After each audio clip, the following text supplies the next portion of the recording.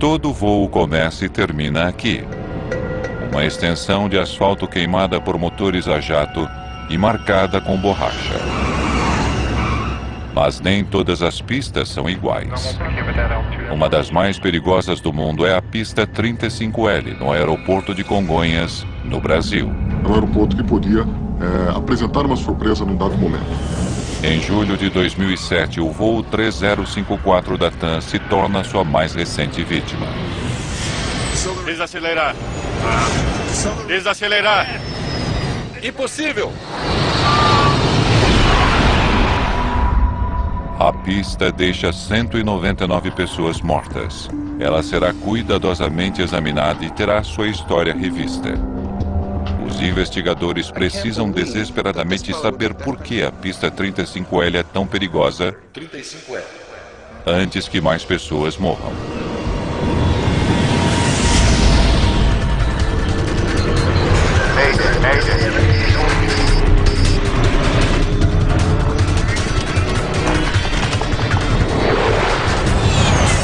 Mayday, desastres aéreos. Esta é uma história real baseada em relatórios oficiais e relatos de testemunhas. Tragédia em São Paulo.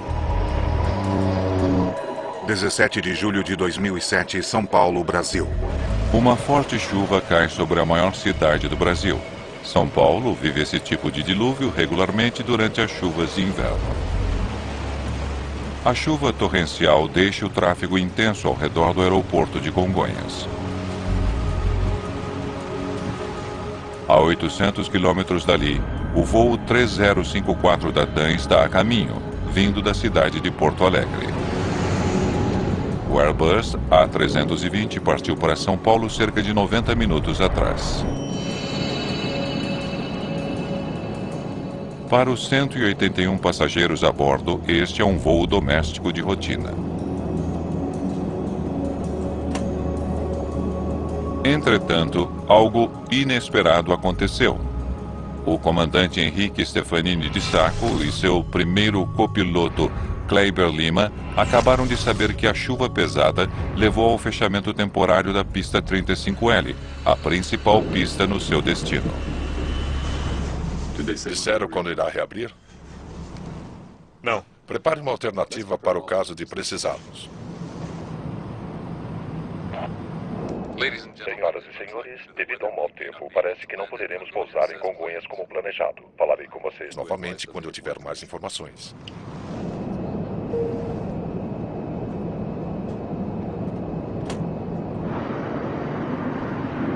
O aeroporto de Congonhas é um dos mais movimentados do mundo. Aviões decolam e pousam aqui a cada 90 segundos, com um fluxo constante de pessoas e carga para os centros econômicos do país.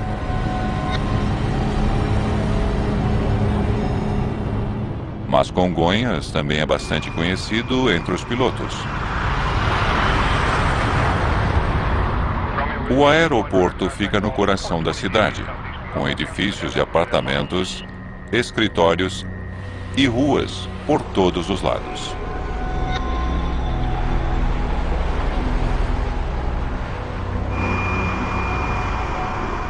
A pista 35L tem menos de 2.000 metros de comprimento, curta para grandes jatos. E pior ainda, ela fica no topo de uma colina, com uma queda acentuada de todos os lados. O risco que o aeroporto oferece, exatamente por conta da sua construção, por conta da sua geografia, ele não permitiria erros simples, falhas simples.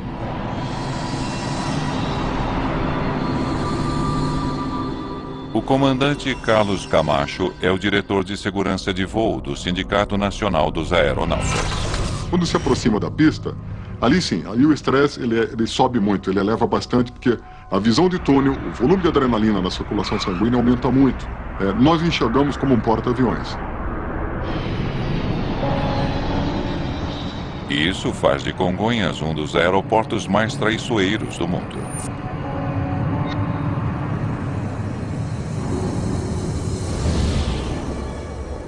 Na verdade, um avião de transporte da empresa Pantanal havia saído da pista fora de controle apenas um dia antes. E alguns meses atrás, um desastre foi evitado por pouco, quando um Boeing 737 derrapou até conseguir parar pouco antes do final da pista 35L.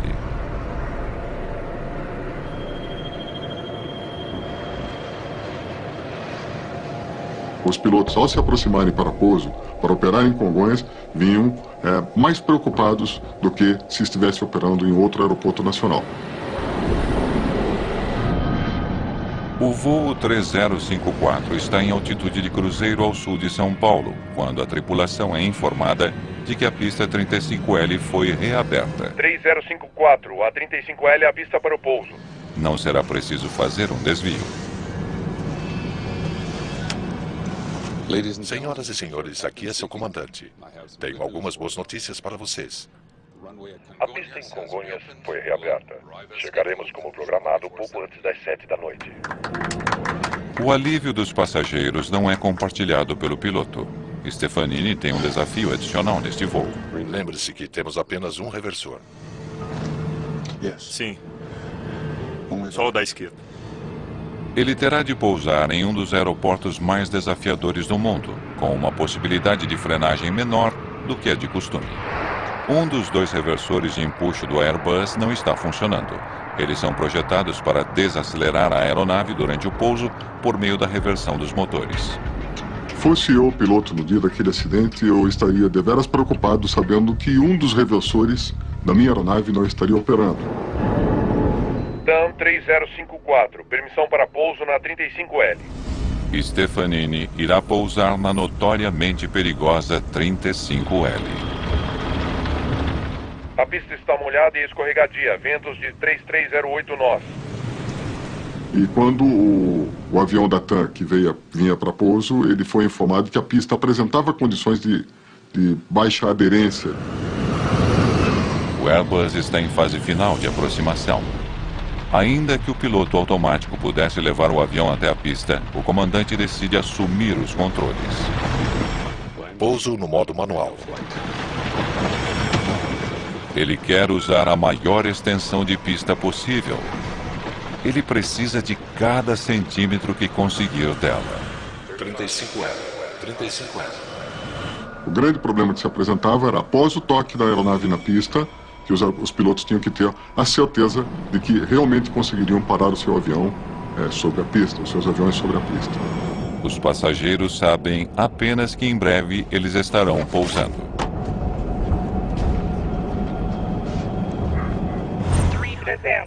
300. Agora eles estão a apenas 300 metros acima da cidade. O Airbus está alinhado com o centro da pista. Centro.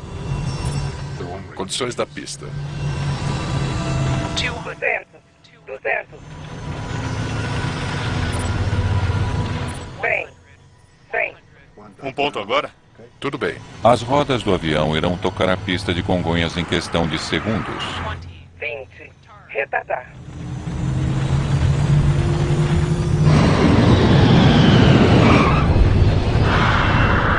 Mais importante é o ponto do toque da aeronave. Quando a aeronave toca no solo, é a partir dali que o grande conflito do pouso se instala. O comandante Stefanini usa a potência reversa para o único reversor que funcionava no A320. Ele tinha realmente que ser imediato nas suas ações. Tinha que comandar o reverso operacional, aquele motor que estava com o reverso bom, o mais rápido possível. Tinha que iniciar a desaceleração da aeronave. Mas a velocidade do avião não está diminuindo. Reversor número 1 apenas. A este ritmo, ele irá usar todos os 1945 metros da pista em menos de 30 segundos.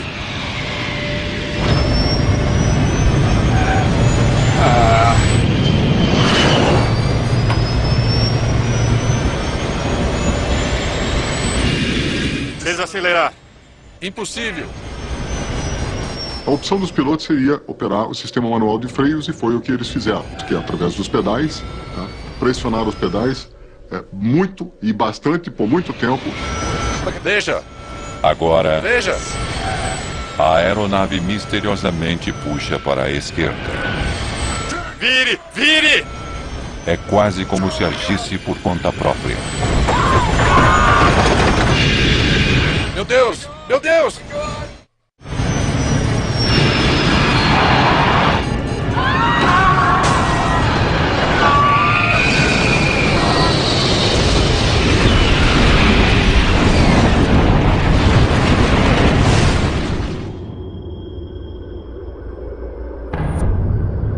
O voo 3054 atinge um edifício da TAM Linhas Aéreas e um posto de gasolina ao lado. Quase 200 bombeiros correm até o local e enfrentam um violento incêndio com combustível queimando a quase 1000 graus Celsius.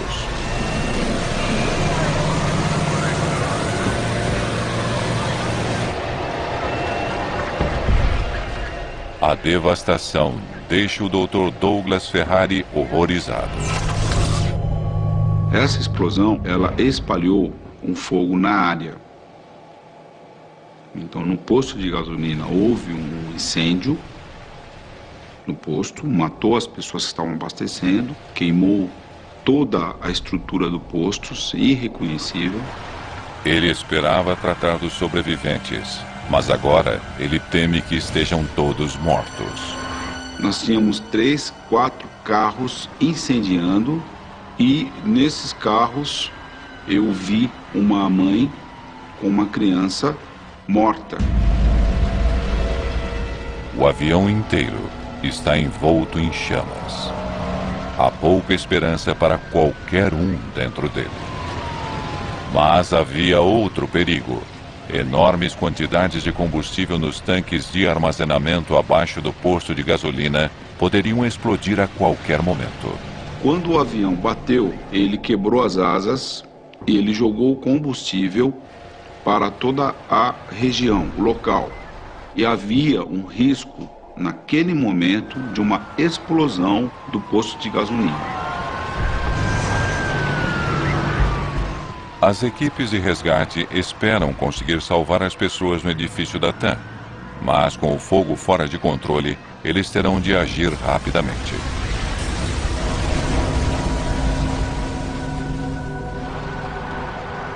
Então a gente conseguia retirar pessoas lá dentro. Estava naquela adrenalina de entrar na sala, de atender as pessoas.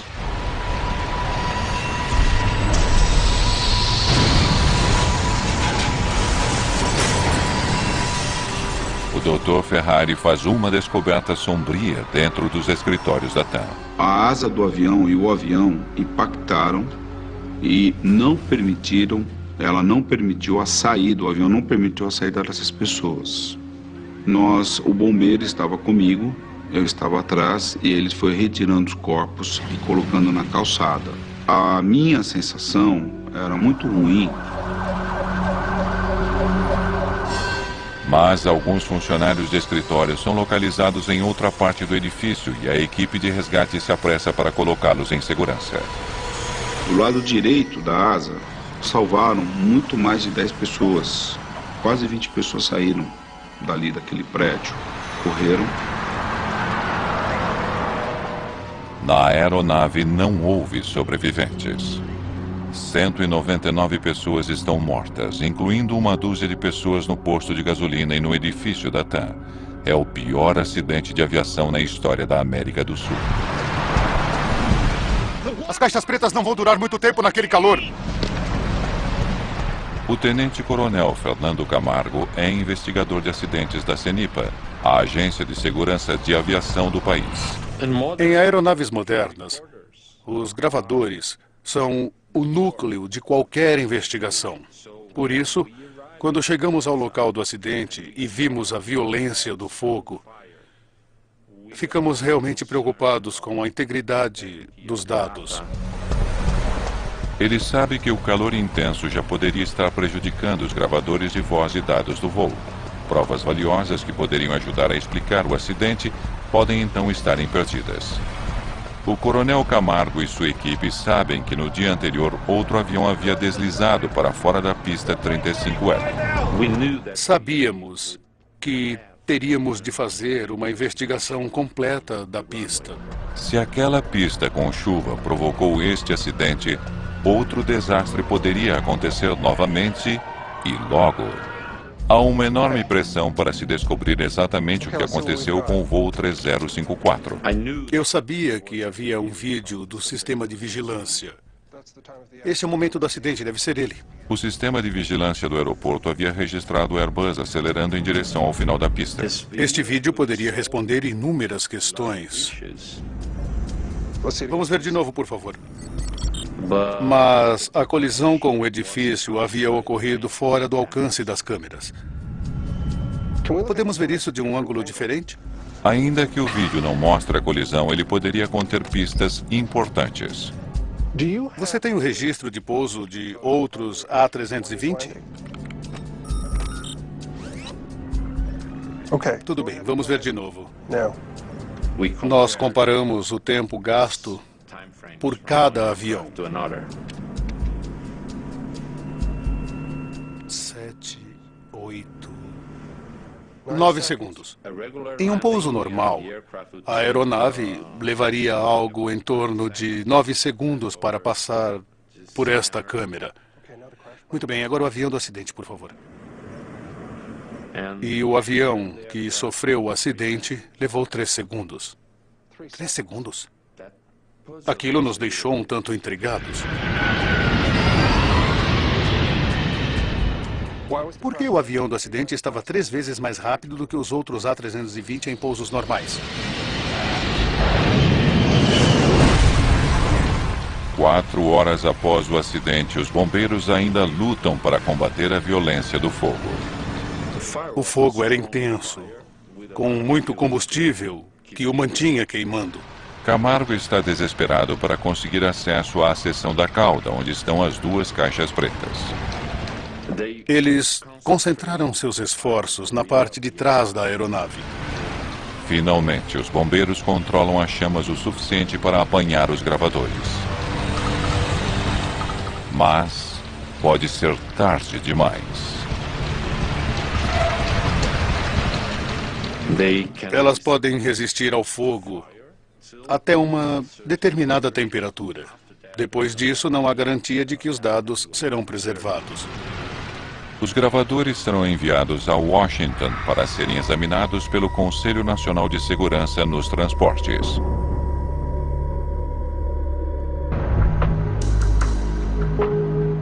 Os investigadores podem então focar na perigosa pista 35L. Eles examinam a superfície em busca de pistas que possam explicar por que o voo 3054 perdeu o controle.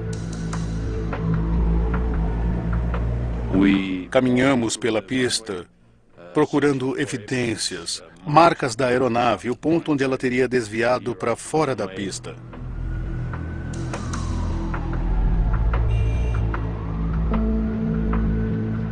Ainda está molhada. A água formou poças, o que não deveria acontecer em uma pista moderna. Essa lâmina d'água, ela em contato com o trem de pouso, com o pneu, ela pode criar aquilo que nós chamamos de hidroplanagem ou aquaplanagem, como queira. E esse é um inconveniente, porque naquele momento o piloto terá pouca ou nenhuma controlabilidade da sua aeronave. Camargo e sua equipe se perguntam por que existe água acumulada na pista. Eles estudam arquivos da agência do governo que administra o aeroporto de Congonhas e descobrem que a pista 35L fora totalmente recapeada apenas um mês antes do acidente. Em 2007, a pista havia passado por uma reforma e ela vinha oferecendo um nível de aderência muito baixo. Havia muitos reportes, muitas informações de derrapagens. Durante anos, os pilotos tinham se queixado sobre as condições escorregadias daquela pista. Eles sabiam que a superfície precisava ser refeita. Isso porque ela permitia o acúmulo de água. 35L, 35L. A pista tinha sido recapeada e isso deveria ter resolvido o problema da água. Ela tinha sido reaberta apenas algumas semanas antes do acidente. A nova superfície parecia ser uma grande melhoria. O aeroporto tinha operado por cerca de um mês, com tempo seco, sem problema algum. E então, 3 dias antes do acidente, houve chuva pesada.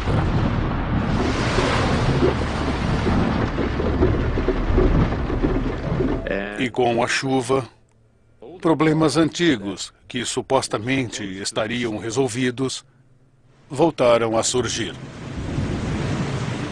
Na noite do acidente, o grande problema que lá havia era ainda a questão da água. Tá? As aeronaves ainda estavam reportando que havia dificuldade para frenar. A pista está molhada e escorregadia.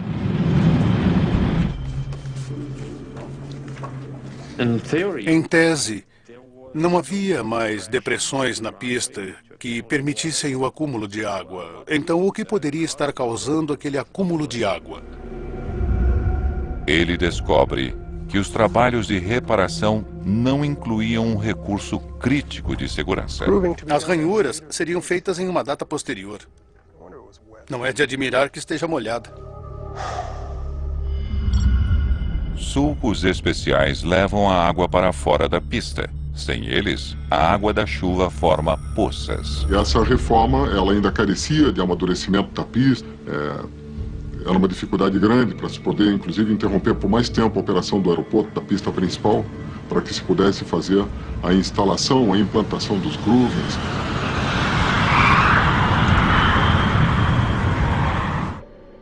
Aumentam as evidências sobre o fato de a superfície comprometida da pista 35L ter tido um papel crucial no pior acidente de avião do Brasil.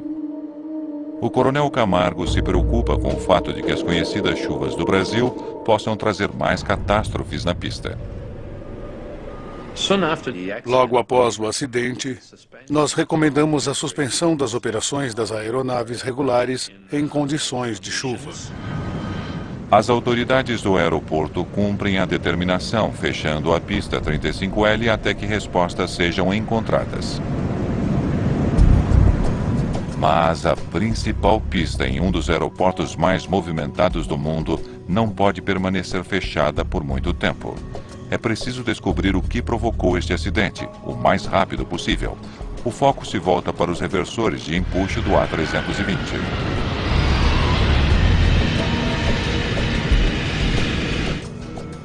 Os registros de manutenção do avião revelam por que apenas um deles estava funcionando.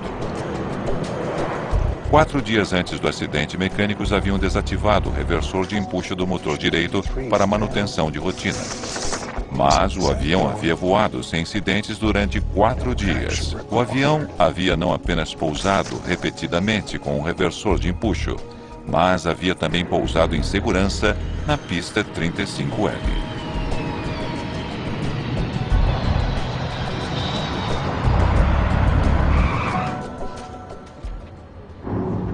Este avião pousou na mesma pista naquele dia com os mesmos problemas. Ele tinha apenas um reversor de empuxo, apenas um reversor. Pousou sem qualquer tipo de problemas. Então, por que essa aterrissagem teria terminado em desastre?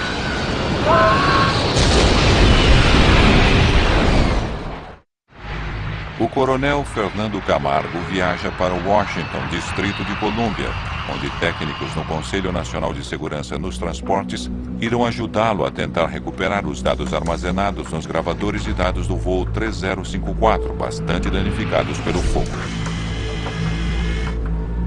Primeiro, eles procuram um chip sensível à temperatura que poderia lhes dar uma ideia dos danos causados pelo calor. Existe um indicador que muda de cor se exposto a uma temperatura superior à qual foi fabricado para suportar. Ainda que as caixas sejam projetadas para sobreviver a um fogo violento de até 1000 graus Celsius, a aparência do chip é preocupante. As placas tinham sido submetidas a um incêndio que ultrapassava os seus limites. Eles testam a placa de circuito para verificar se a memória sobreviveu. Sem os dados, a investigação sobre o voo 3054 seria realmente comprometida. O Coronel Camargo pode então nunca saber por que 199 pessoas morreram no aeroporto mais movimentado do Brasil. Entretanto, o teste com a placa de circuito lhes dá esperança. Temos alguma coisa. Felizmente, tudo dá certo e conseguimos recuperar 100% dos dados. As informações lhes fornecem um quadro do desempenho do avião. A velocidade está boa. Nos segundos críticos antes do acidente, Eles desceram. Os freios foram acionados, freios acionados. os dados confirmam que os freios de pé estavam funcionando corretamente e que o A320 não derrapou ou deslizou. Aqui. Aqui. E então Camargo descobre que os dois motores do avião estavam inexplicavelmente operando um contra o outro. Motor 1.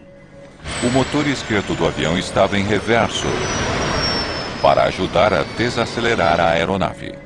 Mas o motor direito, com o reversor de empuxo com problemas, Está acelerando. estava fazendo o oposto. Deveria estar em marcha lenta. Em vez de desacelerar, ele estava acelerando para uma velocidade de decolagem.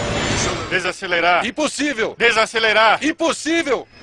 Com um motor com potência total, os pilotos não tiveram chance de parar o avião a tempo. A aeronave estava freando. Meu Deus! Veja isso! Mas ela levaria cerca de mais 1 quilômetro para parar. O empuxo desigual levou o avião para a esquerda. Vire! O motor direito estava, na verdade, aumentando a potência. Não havia qualquer meio disponível para que o piloto evitasse que a aeronave virasse para a esquerda. Então, o segundo motor estava acelerando quando deveria estar em idle, que é o ponto morto. Isso explicaria o desvio para a esquerda, não? E o que isso significa? Agora o Coronel Camargo precisa descobrir por que o motor direito estava com potência total quando deveria estar em reverso. Naquele momento, poderíamos estabelecer, a grosso modo, duas principais linhas de investigação. Uma, falha mecânica. E a outra, erro do piloto. O Coronel Camargo chama duas investigadoras que lidam com fatores humanos. A Tenente-Coronel Márcia Fager e a Primeira-Tenente Vanessa Dias. O piloto é Henrique Stefanini de Sacco, 53 anos, de São Paulo. Horas de voo 13.654.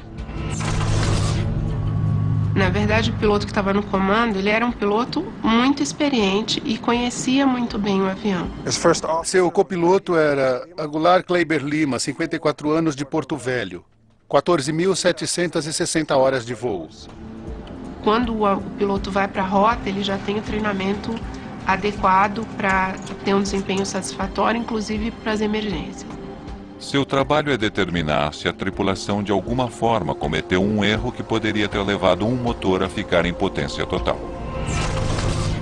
Na máquina, tem programado, foi projetado, então você já pode ir direto ao ponto. Com o ser humano, como é muito diversificado, cada ser humano tem uma forma de pensar, uma maneira de agir, é um desafio nosso a mais a entender.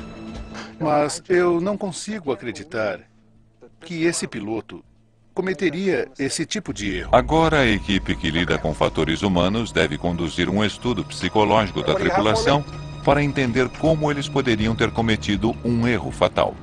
A gente tenta recriar, através da história da pessoa, de cada um dos tripulantes, da experiência que eles tinham.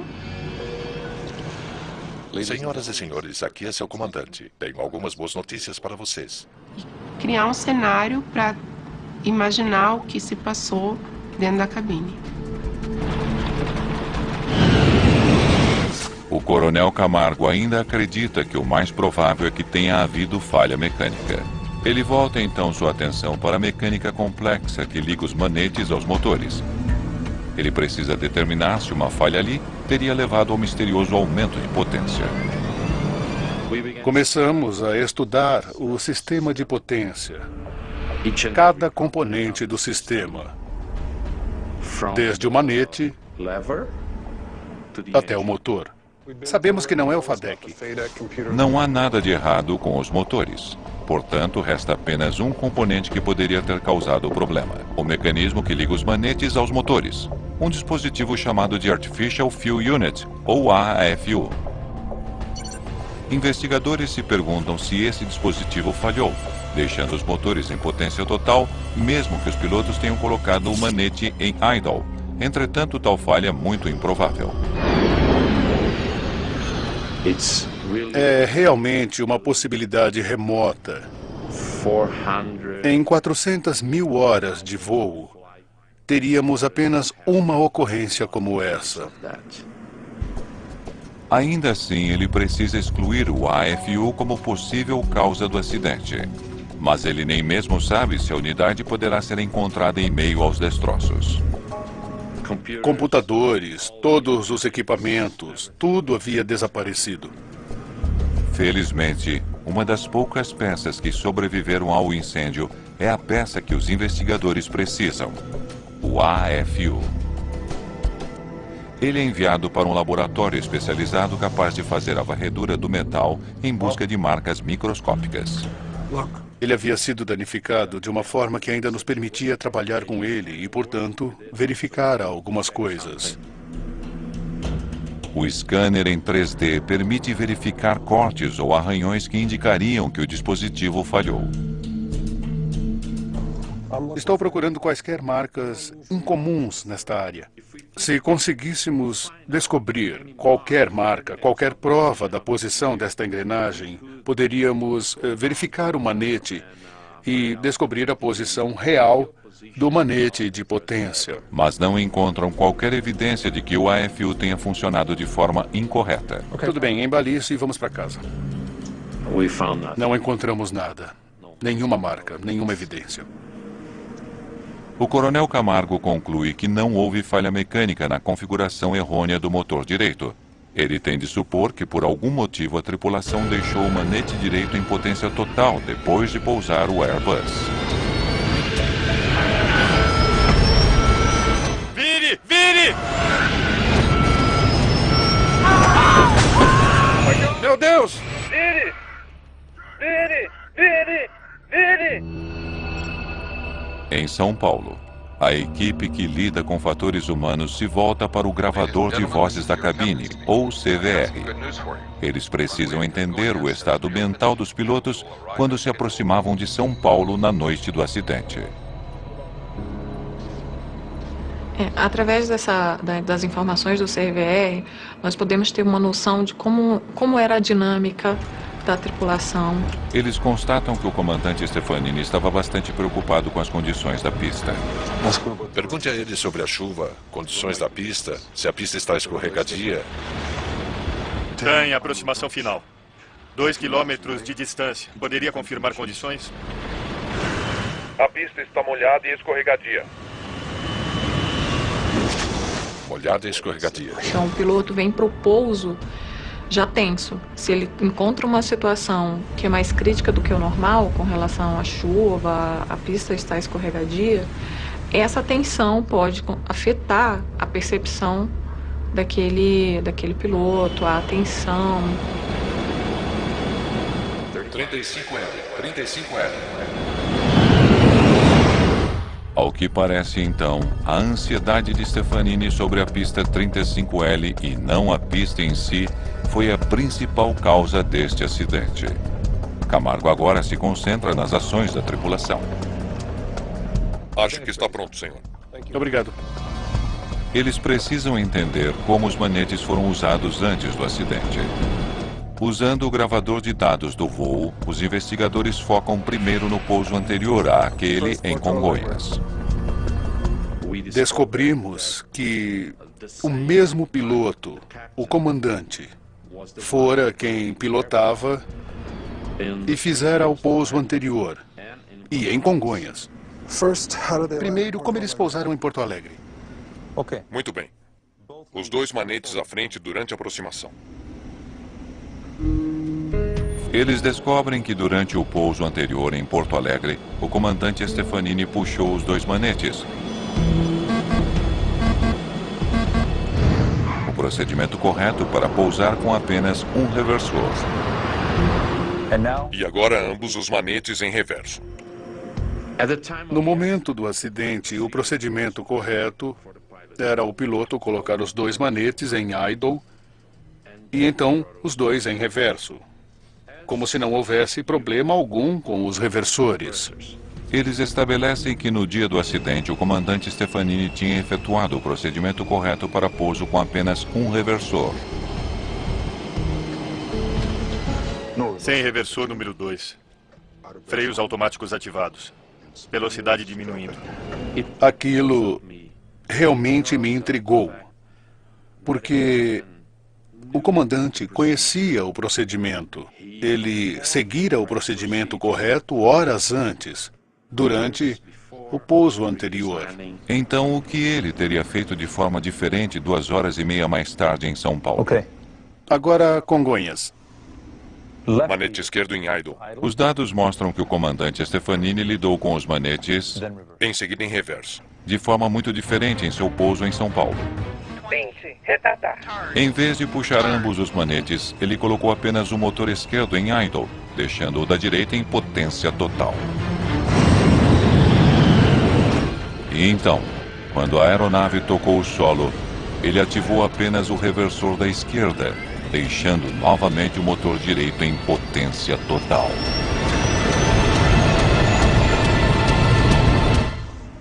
Isso é muito diferente. Eu não entendi. Como alguém que conhecia a aeronave, que conhecia o procedimento correto, que havia executado o procedimento correto, como ele poderia fazer algo diferente? Não parece fazer sentido. Podemos precisar da sua ajuda nisso. Até que Camargo pede a ajuda de outro piloto.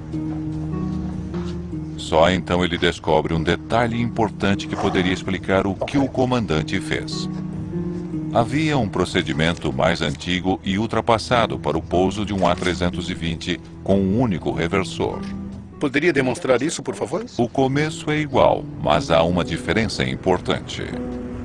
O antigo procedimento consistia em levar os dois manetes para idle e, em seguida, apenas o manete correspondente ao motor com o reversor em operação normal seria levado para a posição reversa. Mas não foi isso que o comandante Stefanini fez. Ele deixou o motor direito em potência total em vez de trazê-lo para idle. Se ele estava tentando o procedimento antigo, ele não o fez.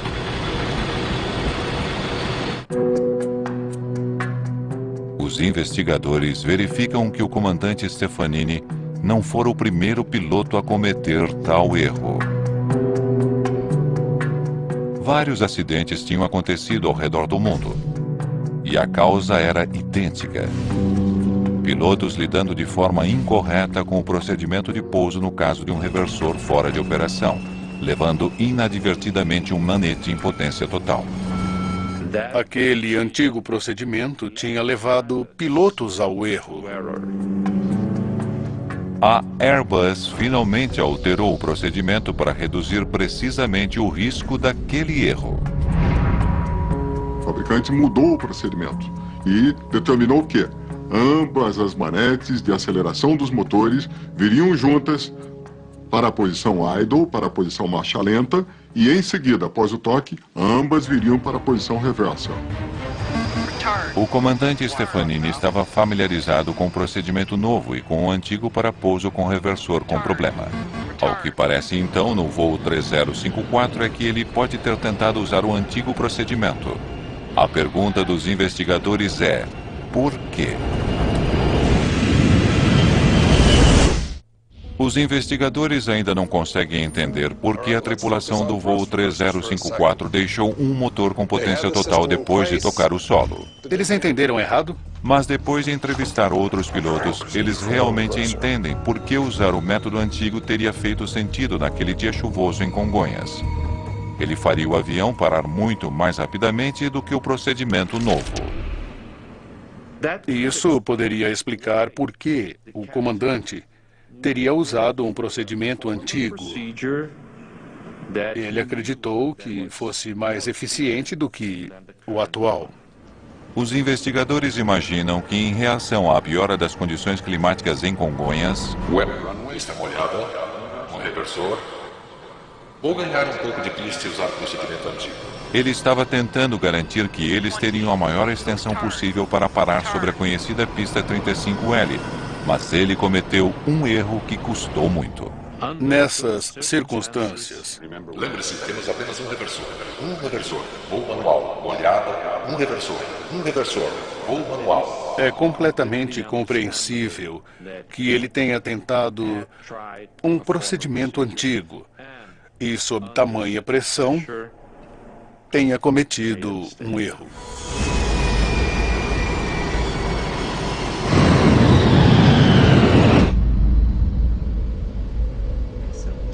A primeira-tenente Vanessa Dias recria os momentos finais do voo em um simulador.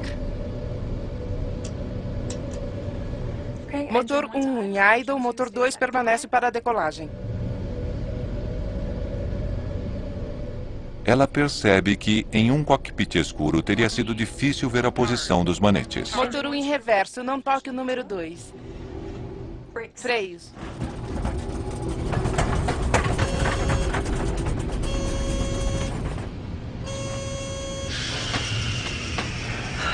Muito bem.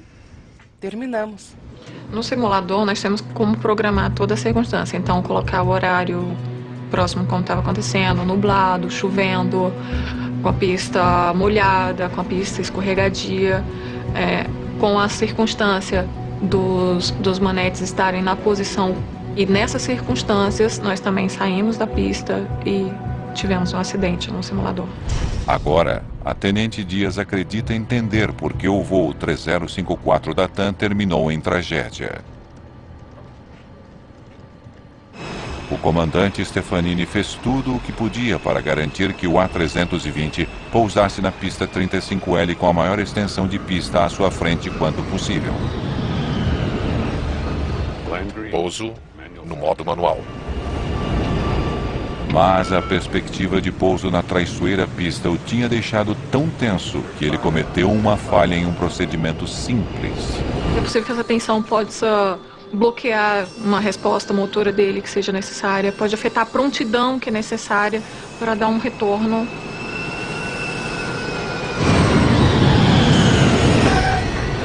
Não houve nenhum alarme para alertá-los de que um motor estava acelerando, enquanto o outro estava em reverso. O copiloto Lima tentou descobrir o que estava errado. Desacelerar! Mas em uma cabine escura, Impossível! e com a tensão de um pouso que não está correndo bem, ele não percebeu a posição errada do manete. Desacelerar! Desacelerar! Impossível!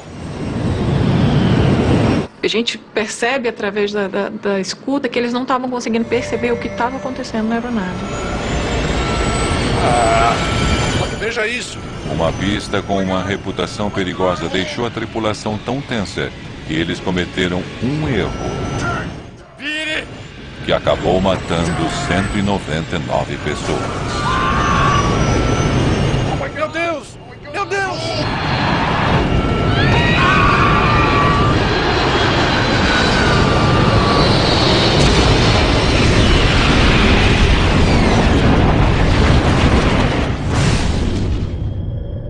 Desde o acidente com o voo 3054, as pistas em Congonhas receberam ranhuras e são inspecionadas regularmente.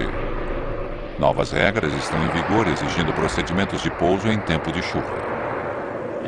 Em tempo chuvoso, você precisa ter todos os reversores funcionando. Mas, apesar desses esforços para melhorar a segurança em Congonhas, muitos pilotos duvidam que a situação esteja melhor. Não é mais seguro porque ele continua sendo um aeroporto crítico. A eliminação total, absolutamente total, das operações em dias de chuva ou com pista molhada significaria sim um incremento significativo das condições de segurança desse aeroporto. O que está claro é que ainda hoje a pista 35L não conseguiu afastar sua reputação de uma pista mortal. 35L. Versão Marshmallow, São Paulo.